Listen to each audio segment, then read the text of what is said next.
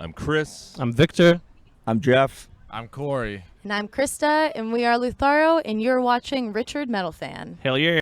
Hey, what's up, guys? Episode 194 of RichardMetalFan Interviews here at Boggs Social and Supply in Atlanta, Georgia. Wrapped up an interview with the local band Jaeger, and I'm here with one of the headliners tonight, Lutharo. We have the whole band right here. Hello, hello. Today? Good, how are you? Not too bad, not too bad. I know you've been on this awesome tour right now with the homies in Paladin, so how's the tour been? The most typical interview question ever, I always say. The tour's been nothing but shred, nothing but fun. Nothing but shred. Pretty shreddy. Yeah, it's been fun. Yeah. It's been interesting. There's been some unique nights. It's been pretty fun. Yeah, it's been really cool. Awesome. So kind of like the format is, I want to do a rundown of your discography and talk about like y'all's musical history. So take me back to when y'all were young. So kind of growing up in Canada, what were the first bands that got you all into metal? What made you want to play your respective instruments? Guess we'll kind of go down the line. Chris, it's a long time ago. Back when the dinosaurs existed. When I was a young man, I'd say like the first big kind of metalish bands I would get in would be like the Sepulturas, the Slayers, Megadeth, Maiden, obviously Metallica, like all the big guys, right? And then I got a little heavier from there, got into the death metal stuff, found myself listening to all the Swedish mellow death, and here we are. All right. I would say for me it was Metallica. But I guess the bands that everyone started with, like Green Day and like Linkin Park and stuff like that, and then you move on to Metallica, and then it just progressively gets heavier. Nothing Like wrong with that, like those first two Linkin Park albums were gold. yeah, exactly. So and then Children of Bodom, and just got heavier from there. My old stepbrother had CDs and cases of cassettes laying around, and the first one was Kill 'Em All by Metallica. I was always like wondering what the hell that blood thing was with the hammer, and then he played it for me. I was rattled, and then he had Marilyn Manson hanging around and super swinging sounds of the White Zombie, and then I just listened to much music with literally everything on it. So I guess it was Marilyn Manson and Metallica, and then it went into Pantera, which became my favorite band. Yeah. Metallica, Iron Maiden, Priest. It was like the early years, and then straight into Bodom and Arch Enemy. That was like my main influences, and then Dragon Force and the power metal stuff was huge, and punk rock across the board. I guess those were like my biggest influences when I was younger. All right. Yeah. Krista? Megadeth was my first. Got the Rust in Peace patch. My all-time favorite record. Yeah. Usually people start with Metallica. I started with Megadeth. And then into Pantera, Slayer, all that fun stuff. Black Sabbath, I guess it's not really metal, but that's like, it kind of led me.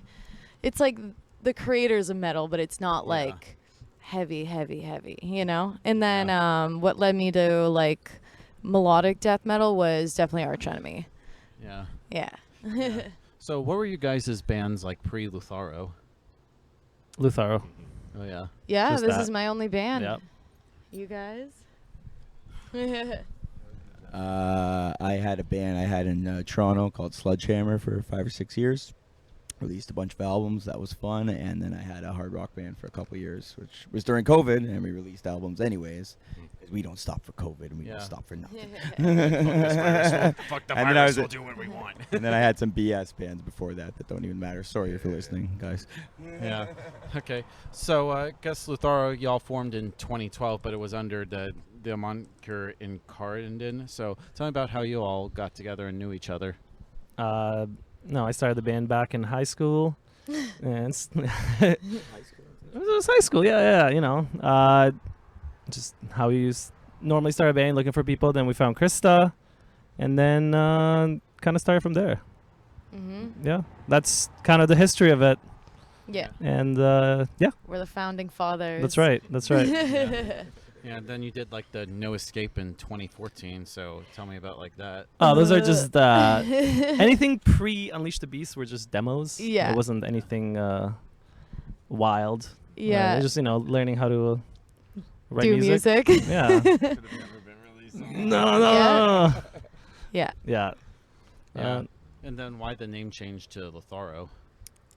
Someone else had the name Incarnadine, so. Plus, Lutharo is way cooler. Yeah, hell yeah, it is. Oh, yeah. Yeah. Yeah, and I love how I know it's gone with like the name. Like there's like the two dots over it, like the Umlaut, like Motorhead. Yeah. But then I think you kind of ditched that. Yeah, people kept getting confused, so we were just like, German you know people what? kept getting confused, so Yeah. This is not how you pronounce the band name. No. Exactly. So we were like, you know what? Screw it. I was actually talking to someone last night about the Umlaut situation. Yeah. Yeah. But then of course you had like the old band name for the first EP in 2015. So what was like the thought process going into making the debut EP under the Lutharo band name? once again, that was anything pre-Unleash the Beast was just a demo and stuff. We didn't actually full on release anything online or anything. Yeah. Just handed out demos at shows. Yeah, like how I used to whatever we back in the could. day. Here's a Yeah. demo that I burned myself on. Yeah. I gotta give him one of those. Yeah. Oh God. Yeah. But yeah, pretty much the band kind of started when we were called Lutharo. That's when we started playing shows and Yeah, I don't think we never played anything under Incarnate No. Nine, did we? No. Because we had to change the name before our first show because we were Yeah. like, oh crap, like someone already has this name, so quick time, gotta find a new name. Yeah. Yeah, and then tell me about like the Unleash the Beast EP from 2018. Like I think it's hard to believe it's now 5 years old. So what was that like? Because I feel like that's where you all like found your sound. Mhm. well, Corey was he played drums for us back then. Actually, I did. I played drums on that EP. Yeah, and how'd you end up hooking up with these guys? We met at Tinder. Plenty of Big good fish.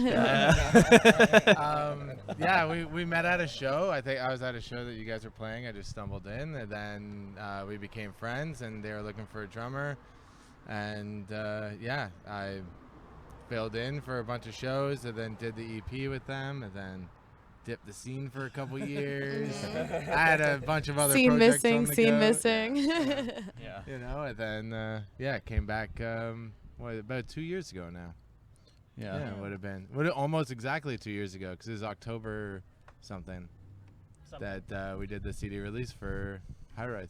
Wow. Yeah. That was my first show back. 2 years. Yeah, which is crazy. Like the first full length album. So what was like the mind frame going into making the full length album? Because I know you had like a couple EPs before that. Yeah, I think people were asking for a full-length album. We had a strong, consistent lineup at the time. We took advantage of COVID to really work on that album, really refine it.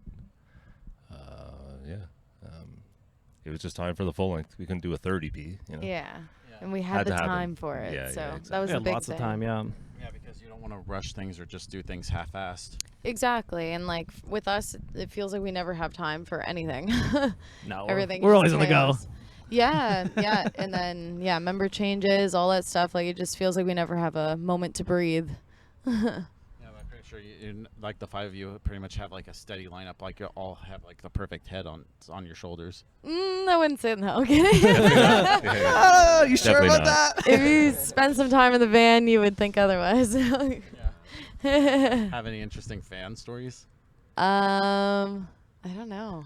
I don't know. Interesting fan stories. I don't know if there's anything interesting about it, but we definitely have been We went- talking to a lot of fans that are finally excited to have us down here in the South. Yeah. Yeah. And on this tour all around, everyone's been pretty happy to meet us and support us. So it's been great. Yeah. So with the Hyreth, the full length album, did you want to try something new that you haven't done previously on the previous EPs? We kind of just went with it. We just whatever came out. That's what came out. That's what we do. We don't really have, help me out here, Chris. What's the word I'm looking for? I mean, that's it. It's not. Well, it's- we have a formula, but Yeah, we we kind d- of just, we'll we see don't what. have something where we're like, okay, this is what we want. Yeah, it like to we have sound to be like. thrash metal, or we have Yeah. to be, No, we. There's Exactly. I not mean, like a it's- complete vision for it. It's just like, okay, let's just start writing and see what comes out and see how everything flows and experiment a little bit, and Yeah, and I mean, we just kind of hunkered down and did all the writing over a matter of a couple months, right? So Yeah. they all work together really well. yeah, because we're all in like the same spot creatively at that point too, right? It wasn't like we wrote it and then it was months later we wrote another song, so we're like listening to a whole bunch of different music because our music, the stuff we're listening to is always changing too, right? all The the stuff that we're place. into, yeah, and that's why I think we have no specific sound is because all of us have such like a broad music taste. Yeah. Yeah, because listening to your music, like you have the hints of the power metal and then melodic death metal, even like thrash metal. So pretty sure everybody brings in like a different style and influence to Lutharo. For sure. Yeah, and that's exactly what we want. We don't Yeah, want it to be it's- like, okay, we're only this kind of band, because it just gets boring. Yeah, it's just important that we all, have some input in the writing and recording process. right? Exactly. It So- makes it unique. Yeah. Yeah, and then how do you try to like make a balance of all y'all's styles without trying to like stray away from what makes Lutharo Lutharo? What do you mean? I'm so confused right now. Sorry. I haven't slept much. I'm like Like trying to like incorporate all your musical like influences like without trying to like stray away from what makes you all who you are, or in terms of like the musically and lyrically. I think we just all do like what's best for the song in the end. Like we all kind of like contribute whatever we want to it, but then like we pick and choose what we want for whatever song based upon what's gonna work the best. Yeah. Yeah, I I know. don't know if and that answers it yeah. correctly, but yeah, but of course you have like your new single out, "Ruthless Bloodline," which I've heard it's fucking badass. Very much one of my favorite songs Thank so you. far for this year. Thank So you. like, what was like the inspiration behind make that song? That song kind of just came out. I believe we were just in the jam space. Yeah, was that from one of those? It was. I think it was one of the nights, nights. Yeah. many nights where we locked ourselves in. I the believe jam so. space. Yeah. It's all kind of blurring Yeah. together. I don't know. But it did come together very fast, right? It did, yeah. Like super quick. Yeah. Yeah, it was. It's a fun song to play. It's definitely our heaviest song. Catchiest chorus. Yes, I remember when we like were writing in the jam space, I made you guys stop like midway through writing and set up like a microphone so I could record the chorus that I had in my head. I was like, no, we have to do this right now before I forget it. Yeah, It's a catchy song. it is. Yeah, and that will it be on the new album, or is this just kind of like a one-off kind of thing? I guess you'll find out. Yeah, you'll tell me. Roasted. You'll tell me when I turn off the recorder. Yeah. We'll see about that. Off the record, yeah. But do you feel like pressure to follow Pyreth? Because with the debut album, you have like your entire life to write, and there's a lot of hype with the first album. Do you feel like pressure at all? I wouldn't say it's pressure. It's just I don't know. You just want. You grow as a musician. You learn how to do certain things better, and you just try to make the best damn record you can. Yeah, I mean, like when you're having fun and you're enjoying what you're doing, I don't feel like it's that much pressure. You just do it We put pressure on ourselves to write the record, and Yeah. finish it. right? Yeah. The single that we did. Yeah. Well, we Yeah. put timelines on ourselves and Yeah. and we Or else try it's to never getting make done. those happen. So. Yeah. Hell yeah! And what is the status with the new album? Have you have like a tentative release date? Maybe.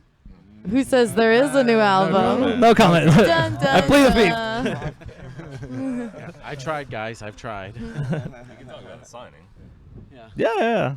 Okay, and kind of like switching topics, I want to talk about like y'all's songwriting. I guess starting with you, Krista, being the vocalist. Like when it comes to like writing lyrics, do you try to put yourself in like a certain mind frame when creating lyrics, or does it just come naturally and organically?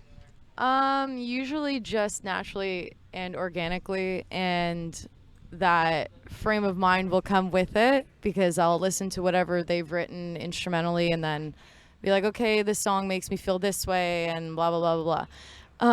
From there. But the whole writing process for the new stuff, so there's bugs everywhere. Yeah, that's Um, Georgia for you. Yeah.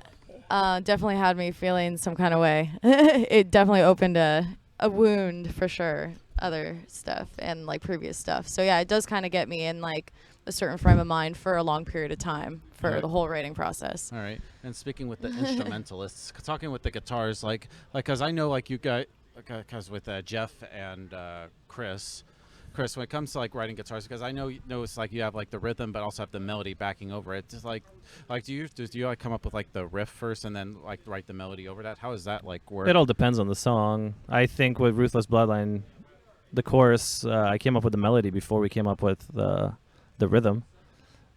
It all depends what comes to us in the moment, you know. The chicken or the egg? What came Yeah. first? Because I've seen like the music video during the chorus where you're doing the backing vocals while you're just, like doing the little lead part. That had to be hard. It was definitely. It wasn't easy. It wasn't easy. Yeah. Yeah. It was a lot of practice. Yeah. I didn't make that easy, that chorus. And I'm playing a completely different melody on guitar, so Yeah. we got it. It's And- good. and Locked speaking in now. With you, Corey, because as a bassist, I know you've heard like your plenty joke I'm the bass player. I'm the drummer. or uh, Corey, I get you two. You always I'm the look drummer. alike. Yeah, Well, Chris is the bassist. It's the beards. Victor's guitar. oh, yeah. It's the long hair and the beard. Okay, we so all being look the the same. Yeah, because I know you've heard like your fair share of Chris bass on bass. player jokes and memes, but I feel like the bass, like you don't gravitate towards the flashy bass playing, but you find ways to link what the guitars are doing with the melody, and what the drums are doing with the rhythm, but in a creative sense. So, what's your approach to slapping a bass? That's exactly it. I'm not looking to do anything flashy on the bass, especially in this band. You know, I know my role in this band. We're gonna lock down this Damn. rhythm. No. I mean, there's a sweet spot for the bass amongst all the harmonies and the melodies, so we lock in that rhythm section as tight as we can. All right. And for the drummer, because usually the drummer's goal is to like keep the beat, otherwise it would just turn into like a bloodbath. Do you usually have like the whole like drum pattern written, and the rest of the band writes according to that, or do you need to hear what the guitars are doing in order to lay down your part?